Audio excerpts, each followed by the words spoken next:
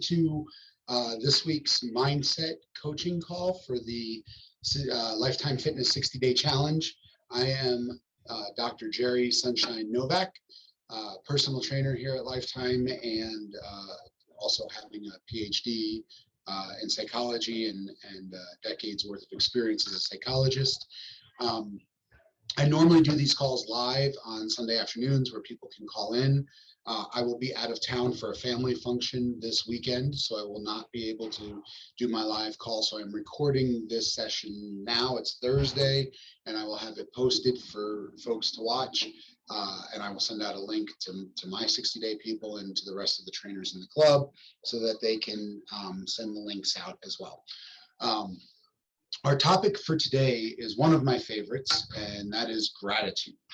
So what we're going to talk about is what is gratitude? Why does it matter? Why is it important? How does it apply to your health and fitness goals? How does it apply to habit formation and bolstering your efforts in this 60-day challenge? So let's dive right in, especially since I don't have any callers today, so I'm not going to be, checking in with anybody or seeing how they're doing. So let's dive right in and talk about gratitude. So gratitude simply means, like, what is it? So first of all, social scientists have identified two types of gratitude, two basic types.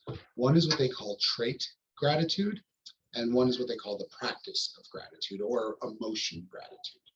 So trait gratitude, when we talk about human beings, and we talk about their dispositions or personalities or emotions, we tend to talk about state or trait.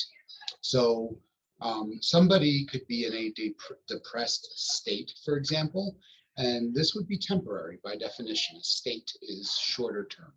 It could be a couple of weeks, it could be a couple of months, but generally speaking, if somebody is in a depressed state, this is somebody who's not typically depressed, but for whatever reason has fallen into a funk that is slightly longer, in duration, or maybe meets the criteria to be diagnosed as a depressive disorder. But the idea is it's not characteristic of this individual.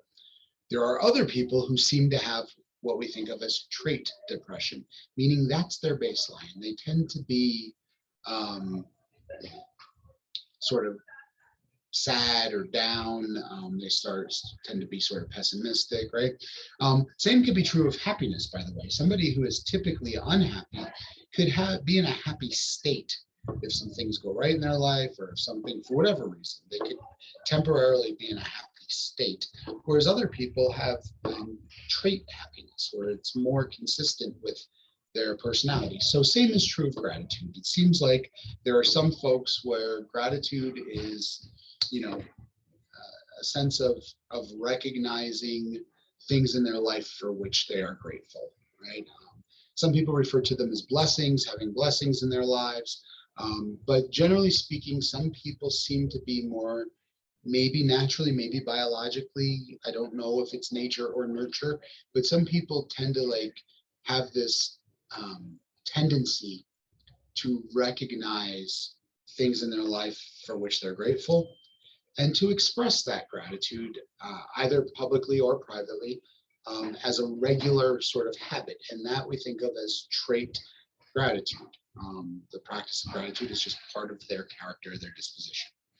Emotion gratitude pertains to people who don't typically have this tendency, but maybe for a few weeks or a few months, we coach them to practice gratitude. And for these folks, the practice is a little bit more effortful. It needs to be a little bit more intentional. They need to remember to do it, right? That people who have it as a trait don't need to remember. It's something they do naturally. But for the people who practice emotion gratitude, they need to remember to do it. It's building a new habit, and it requires some effort and some investment, some intention. However, the research finds that there are similar benefits to both. Obviously, the benefits around trait gratitude are more enduring and more long-standing. But there's also research that demonstrates we can um, create, we can adjust our disposition. So if right now you don't have any sort of gratitude practice and you go through your days and your nights and don't ever stop to think about things for which you're grateful, and you implement that practice and start with what they call emotion gratitude, and you stay consistent with that over time, it can become more of a trait in your character and your personality. Whether or not it will ever reach the level of somebody who seems to naturally have trait gratitude, I personally don't think it matters. Um, in my opinion, what matters is whether or not you are in a better place today than you were yesterday. It doesn't matter if you're in as high a level as the person next to you or the person, I don't know, your friends or your family. It matters more if you were, say, relatively unhappy yesterday and you did a gratitude practice and you feel happier today, then that's progress and that's amazing. So the first research that I ever encountered, and it's certainly not the first research that's ever been done, but the first research I ever encountered dealing with gratitude was reported by Brene Brown. Most people know Brene Brown. She has written very popular books such as The Gifts of Imperfection and Daring Bravely,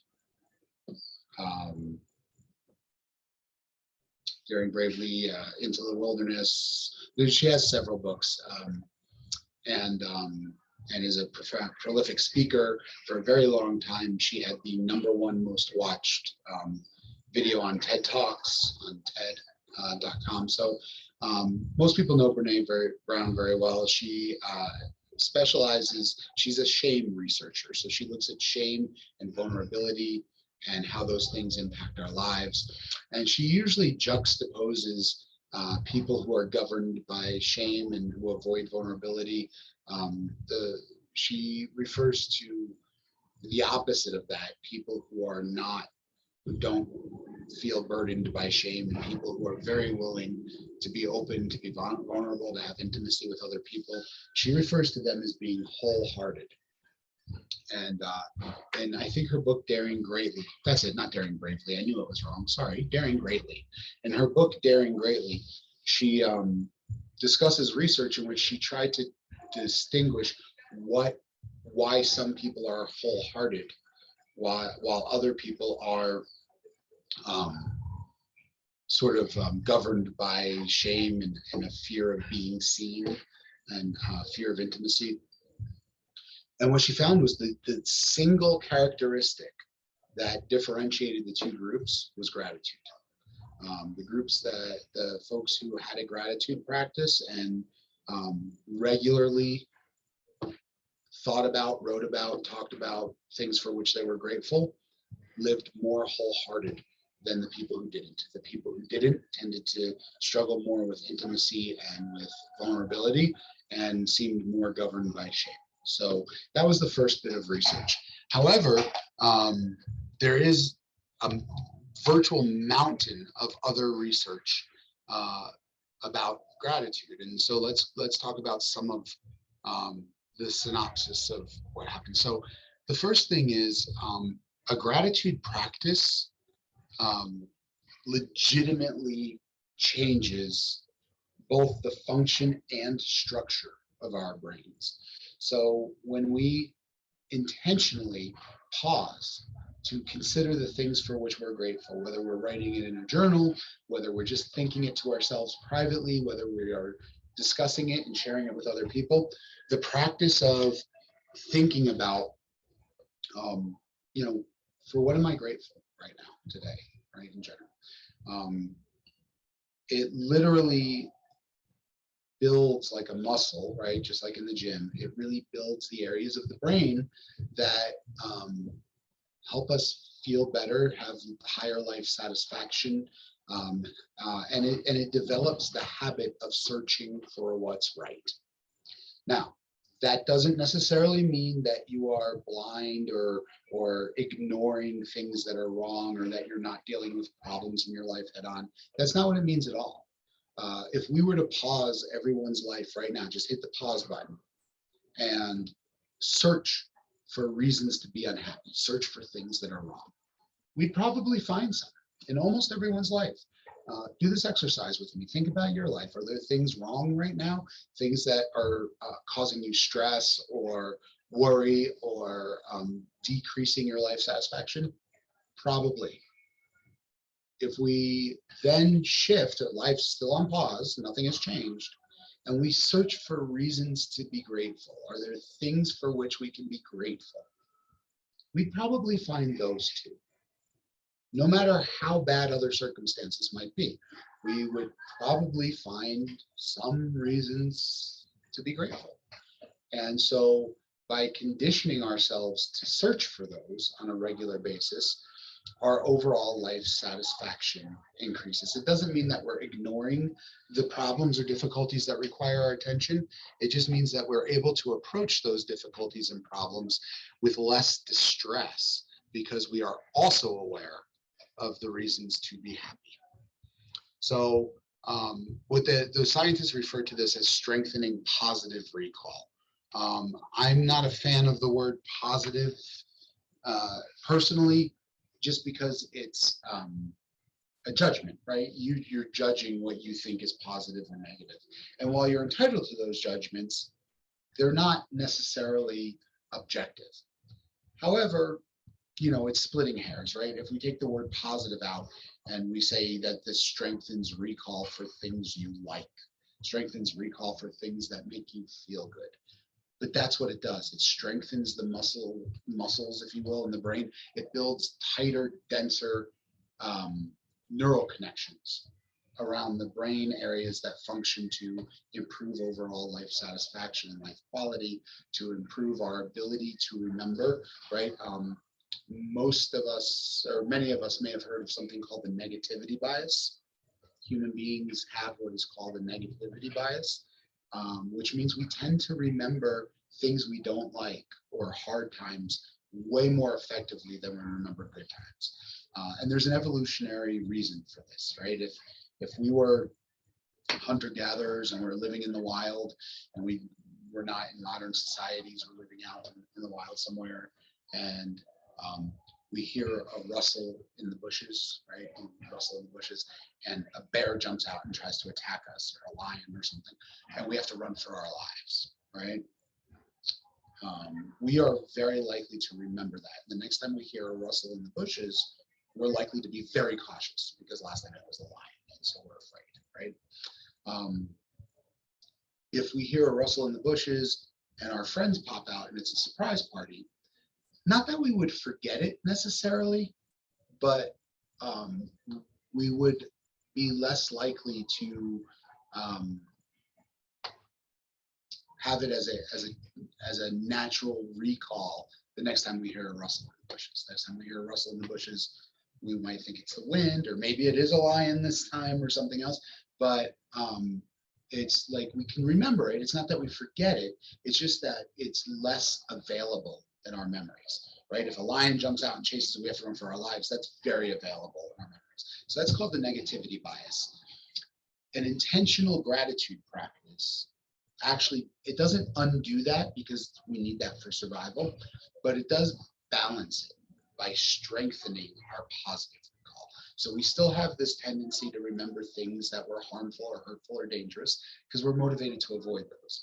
But we are now also elevating our ability to naturally recall things that brought us joy, made us happy, improved our lives. And so that's an important function of the gratitude practice. It also deepens resilience. So when we practice gratitude and we make a habit of remembering the things that are right in our lives, the things that are going well, it makes us better able to handle difficulties when they arise.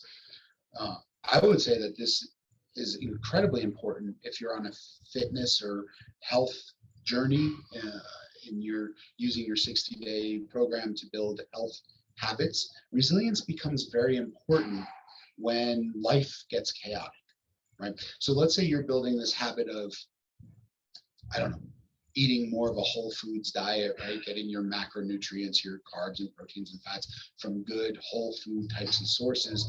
And you are getting to the gym 3 or 4 times a week and doing some strength training and doing some heart rate training.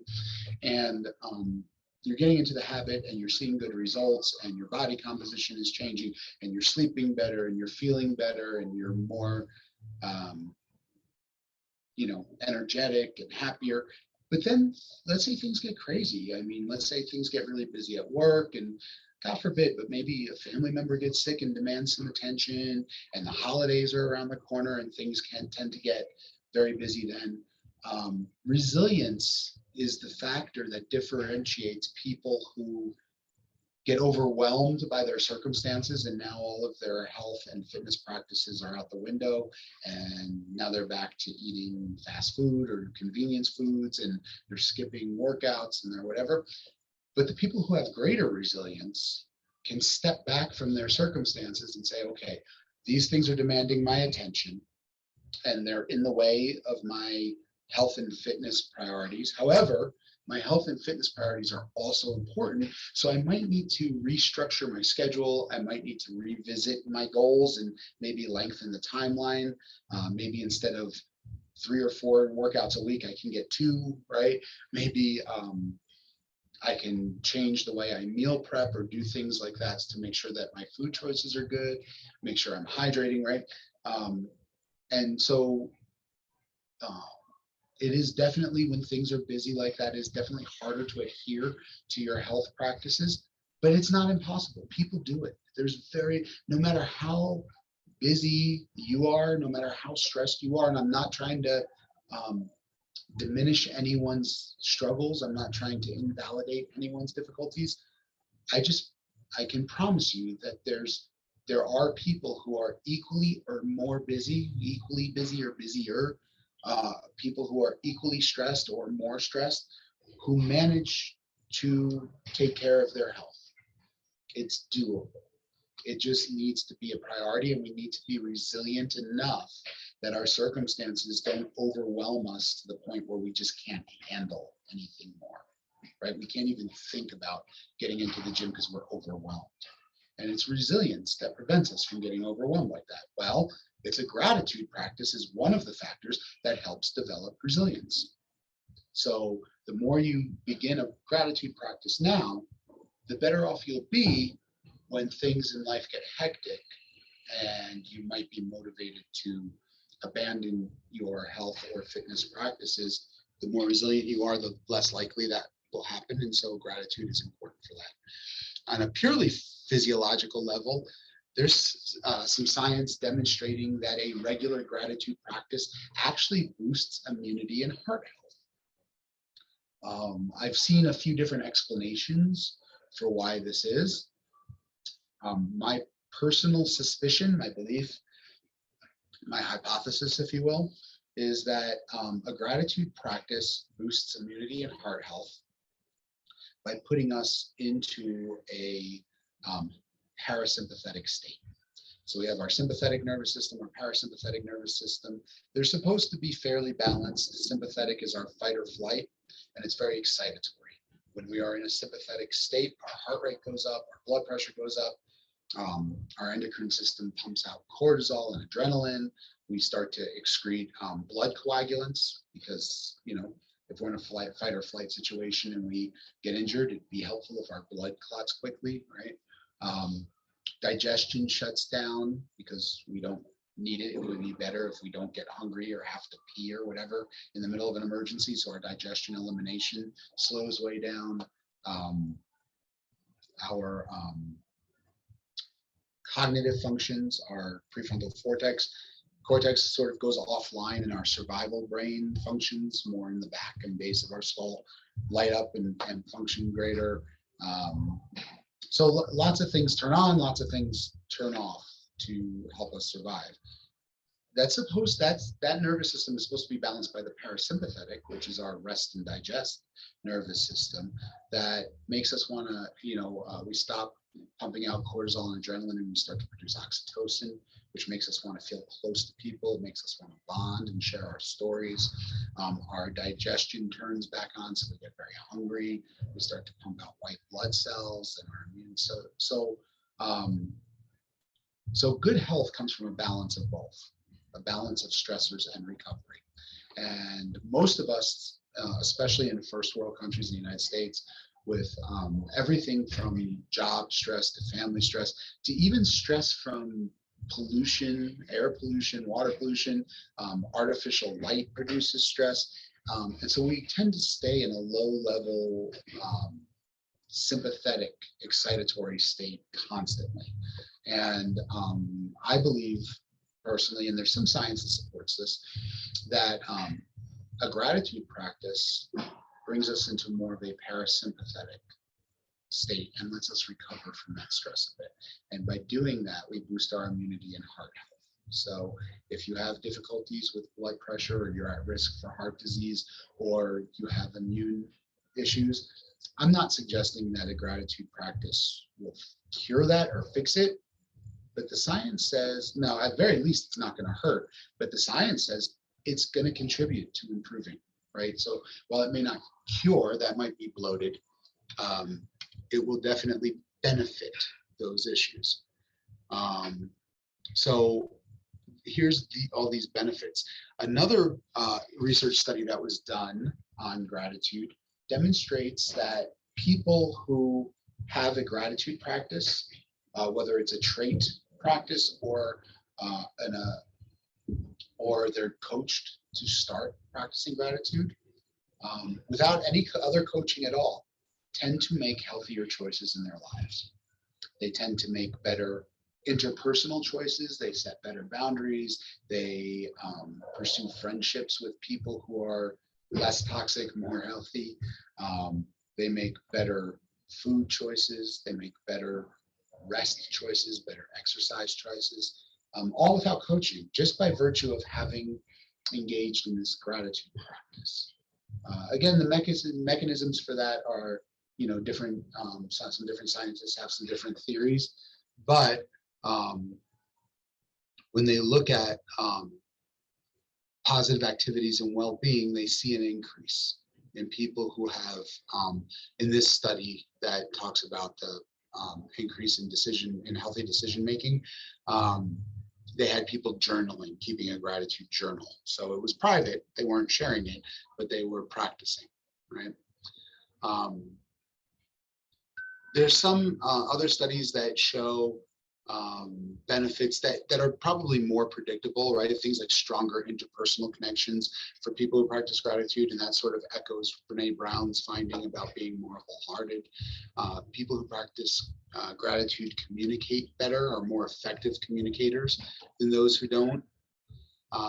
So I think we've established that the gratitude practice has lots of benefits. And it's one of very few things you'll encounter in your life that has very few benefits and really costs nothing. It's barely a time commitment. I mean, I guess there's a little bit of a time commitment, barely. So that brings us to, how do we practice gratitude? What do we do? There are lots of ways to practice gratitude. You can discuss gratitude with your loved ones is a way to do that. You can meditate on gratitude, so you can sit quietly, focus on your breath, calm your body, and then start to think of the things for which you're grateful. You can journal about gratitude. So some people do purely gratitude journaling, where they journal about the things for which they're grateful. Some people, like me, when I journal about whatever's meaningful, and I end each journal entry with 3 things for which I'm grateful. So it's not purely gratitude journaling, but there's a gratitude piece. Another thing I do in my family is we have a family dinner. If your family's anything like mine, we don't always see each other a lot during the week. So on Wednesday nights, we have family night where we all do something together. And then on Friday nights, we'll have dinner together. And as part of Friday night dinner, we will talk about the things for which we're grateful. Here's the key to the gratitude practice. It is not just a list. You cannot just say, I am grateful for my health, I'm grateful for my friends, I'm grateful for my family. The requirement, the thing that seems to make the difference based on the research is elaboration. So you can say the thing for which you're grateful, and then a couple of sentences. It doesn't have to be an essay, but a few sentences about why you're grateful for that, right? So, because otherwise every week I can just say, well, I'm grateful for my health, I'm grateful for my health. And if you've done something enough, right, as it over time, it loses its meaning as it becomes more habitual. So the habit is not to just list, the habit is to consider. So when I say I'm grateful for my health, and I say, well, as a 50-year-old guy in my family, right, men in my family have very frequently had open heart surgery by the time they were 50. Virtually all of them are diabetic by the time they're 30, let alone 50. And there are other health conditions that run rampant in my family, like cancer, and in society, right? Obesity and diabetes and high blood pressure. And generally, I'm a relatively fit and healthy guy, and I'm grateful to I'm grateful to not only avoid the challenges of ill health, but I'm grateful for the benefits of good health. I'm grateful that I can play with my kids and have energy to do those things, that I can function at work relatively pain-free, right? I get injured from time to time, but not as a result of chronic health issues. I am grateful that I have a really robust immune system, and when illnesses go around, like the flu, I rarely get them. So that's how I elaborate, right? And so generally the recommendation is that a gratitude practice consists of listing three things minimally, three things for which you're grateful, with a little bit of elaboration on each. Generally, when somebody is new to the gratitude practice, we might recommend that they do it daily for something like 30 to 60 days to build the habit. But once the habit is developed, it can be less frequent. I try to journal twice a week. And so between journaling twice a week and my Friday family dinners, I make a point of intentional gratitude practice 3 times a week. I try other times without journaling or without a formal sort of sit down dinner. I do try to remember to tell people when I'm grateful for ways that they've helped me. I try to remember to be grateful when traffic is light on the highway. I try to remember to be grateful when the sun is shining and the sky is blue. And sometimes I'm more successful at that, sometimes less. But even on the weeks when I'm less successful at that, I at least have 3 opportunities in which I force myself to pause and consider gratitude and to elaborate on that gratitude. So I hope this is helpful. I do believe that a gratitude practice, I think the science is bordering on overwhelming on how great the benefits of a gratitude practice can be. And I hope you all experiment with a gratitude practice in your life. Please feel free to reach out and contact me with questions about how to practice gratitude, or please share your experiences. I would love to know if you tried a gratitude practice for a period of time, if it was helpful, even if it wasn't. I would love to know what your experiences have been. So please feel free to contact me and let me know. And good luck with your the rest of your 60-day challenge. It'll be wrapping up soon. And until next time, I'll say just keep growing until you're thriving, and I'll talk to you all soon. Take care now. Bye-bye.